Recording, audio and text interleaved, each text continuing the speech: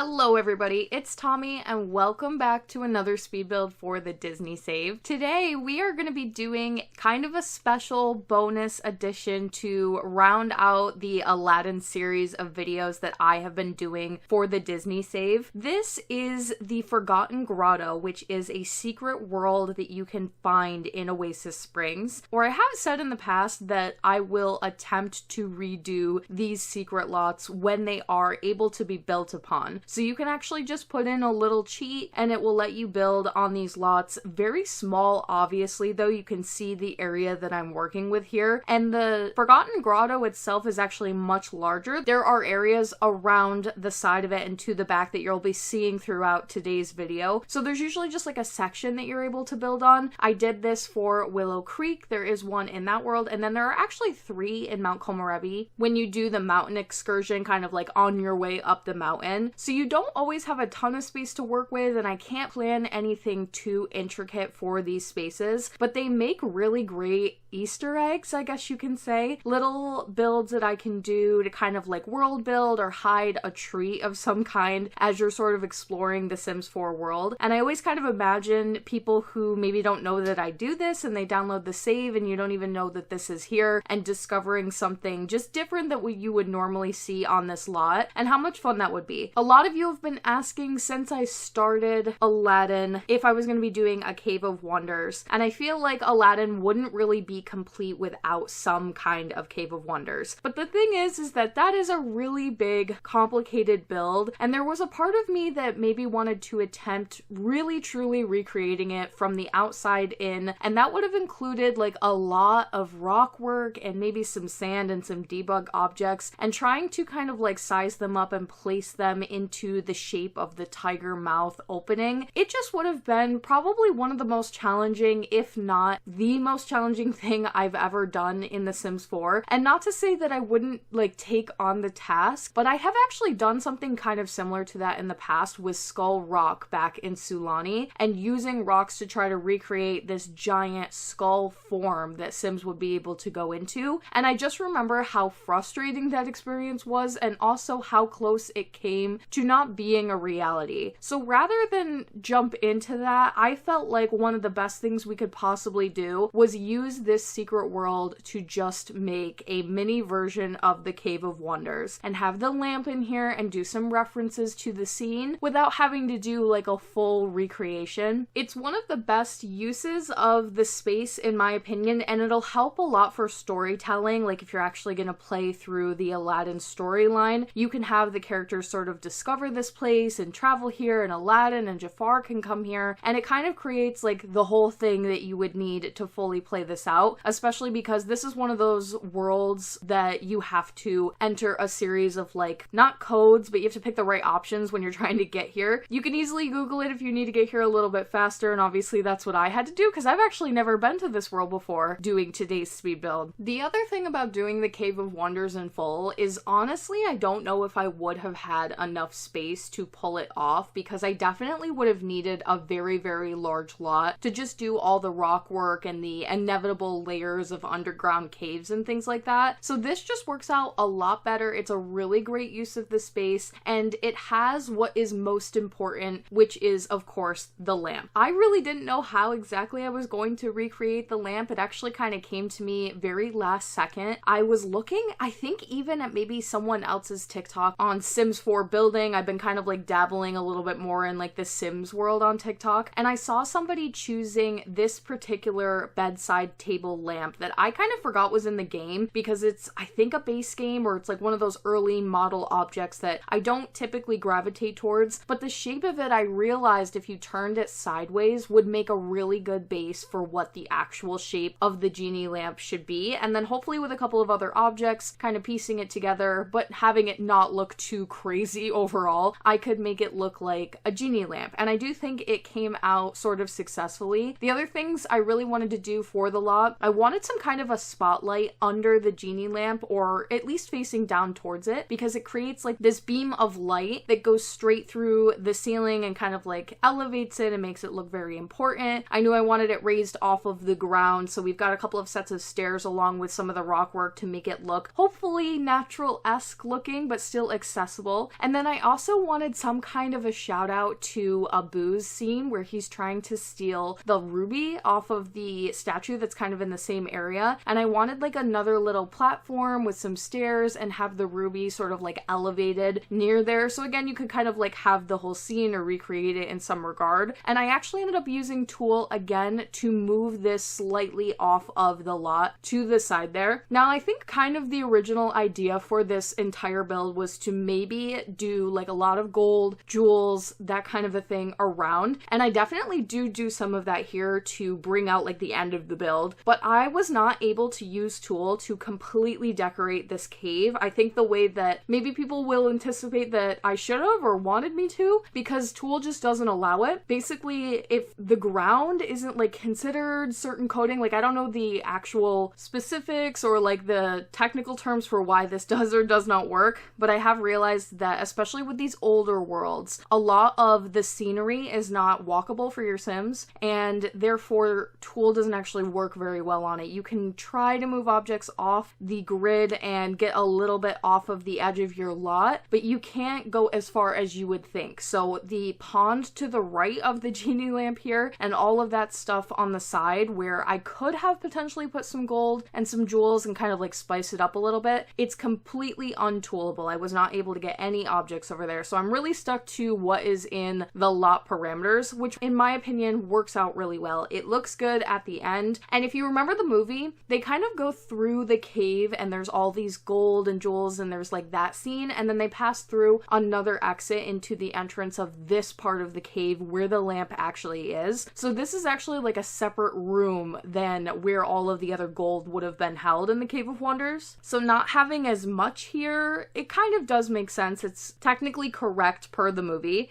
And I went through the catalog and picked out basically every jewel, every crystal that you could possibly think of, all packs, Realm of Magic. There's even some of the Kyber crystal gemstones in here from Journey to Batu. There is absolutely so much, and it ends up being really, really colorful. And it's kind of reminiscent, I think, too, of one of the other ideas that this lot potentially would have been. In the past, it was very, very much brought up by patrons to potentially do this as a Seven Dwarfs mine and have it be based on that. And I probably would have done like little carts and things and like filled them up with jewels and done that on this particular lot. So I wanted to bring some of that in a way too. I might do a replacement lot for this in the future where I go back and do that option. But at the end of the day, Aladdin is in this world, so I like having things kind of cohesive and paired really well together. And Snow White is not in this world. I might be able to do more Snow White in the future in different locations. So we'll see. If you'd like to see the replacement lot option, if you want me to do a little Seven Dwarfs, it wouldn't be anytime soon, but definitely let me know if there is interest there. And I know this was a really quick video today, but this is actually the end of the Aladdin content. I promise there will be more like later on in Oasis Springs, but we are definitely all done for now and moving on to the next movie, which is actually going to be Bug's Life.